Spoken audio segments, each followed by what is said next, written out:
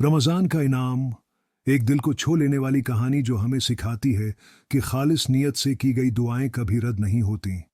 इस कहानी में मिलेंगे एक मासूम बच्चे की सच्ची दुआ, एक नेक दिल इंसान की सखावत और रमज़ान इल मुबारक की बरकतों का खूबसूरत बयान।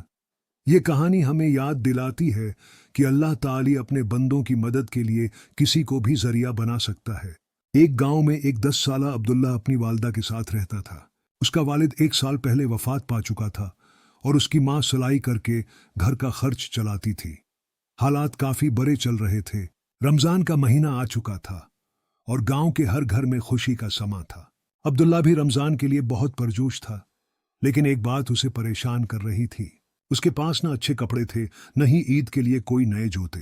वो रोजाना अल्लाह से दुआ करता, या अल्लाह, मेरी माँ बहुत मेहनत करती है, मुझे ईद के लिए नए कपड़े और जूते दे दे।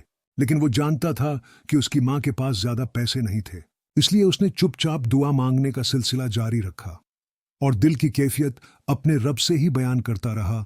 एक दिन इफ्तारी से पहले अब्दुल्ला ने बाजार जाने का सोचा। वो देखना चाहता था कि दुकानों में कैसे खूबसूरत कपड़े और जूते रखे गए हैं। वो एक दुकान के बाहर खड़ा था और हसरत भरी नजरों से ईद के कपड़ों को देख रहा था कि अचानक एक शख्स ने उसे देखा। ये शख्स एक मालदार ताजिर था जिसका नाम एहसान चचा था। उन्होंने अब्दुल्ला के चेहरे पर अफसरदगी देखी और नरमी से पूछा, बेटा, क्या तुम्हें ये कपड़े पसंद आए? अब्दुल्ला ने नजरें झुका लें और आहिस्ता से कहा, जी, मगर मेरे पास पैसे नहीं हैं। एहसान चचा ने मुस्कुराकर कहा, चलो, आज तुम्हारे लिए ये कपड़े मैं खरीदता हूँ। ये सुनकर अब्दुल्ला हैरत में पड़ गया। इसको ये सब अच्छा नहीं लग रहा था। लेकिन चचा, मैं आपको जानता भी नहीं, आप क्यों मेरी मदद करना चाहते हो जबकि मेरी जेब भी खाली है? एहसान चचा ने शफकत से कहा, बेटा, रमजान हमें दूसरों की मदद करना सिखाता है। मैं सिर्फ अल्लाह की रिजा के लिए तुम्हारी मदद कर रहा हूँ।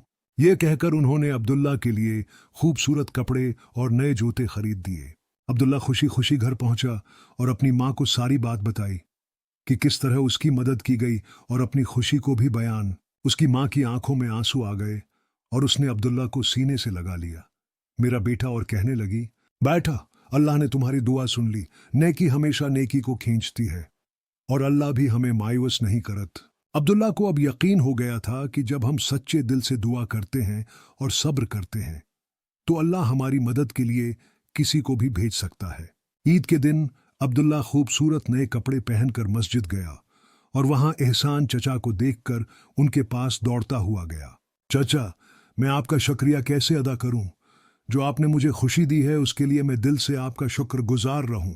एहसान चचा मुस्कुराकर बोले, बेटा, अगर तुम वाकई शुक्रिया अदा करना चाहते हो तो किसी और जरूरतमंद की मदद करो, यही असल नेकी है। उस दिन अब्दुल्ला ने अहद किया कि जब वो बड़ा होगा तो हमेशा दूसरों की मदद करेगा, जैसे एहसान चचा ने उसकी मदद की थी।